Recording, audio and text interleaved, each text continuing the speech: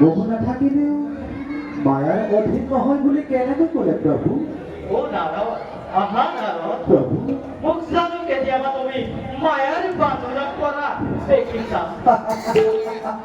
প্ৰভু আপুনি মায়াৰ সন্মুখীনাই হোৱা নাই, বন্ধনতাকে কৰি থাকে।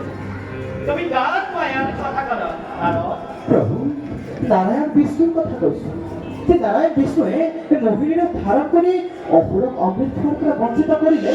সেই মায়াময় মোহিনী ৰূপজন আপুনি কেতিয়াবা দেখিছে? নাৰায়ণে মোহিনী ৰূপ ধৰিলে? হয় প্ৰভু। ভালকৈ বুজাই কোৱা নাৰদ। প্ৰভু মহাসমুদ্ৰ মন্থনতে যেতিয়া অমৃত উদ্ধাৰ কৰা হ'ল, তেতিয়া নাৰায়ণ বিষ্ণুৱে অসুৰক অমৃত খোৱাৰ পৰা বঞ্চিত কৰিবৰ বাবে মোহিনী ৰূপ ধাৰণ কৰিলে।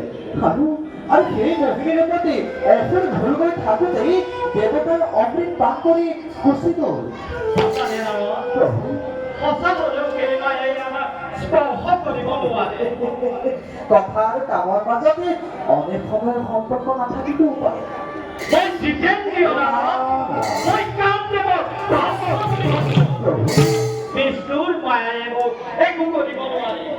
সেয়ে মই বিষ্ণুৰ ওচৰলৈ গৈ আজিয়ে তেওঁ মায়াময় ৰূপ দৰ্শন কৰিলোঁ। বাৰু প্ৰভু পৰশুৰাম তব চৰণত জনাই প্ৰণিপাত দাসীয়েৰে মাগিছে বিদায়। যোৱা নাৰদ। কৰ্পূৰা গৌৰা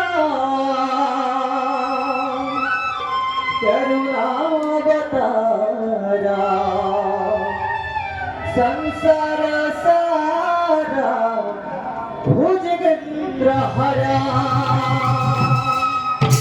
সদা বসন্তা হৃদয়াৰ বিন্দে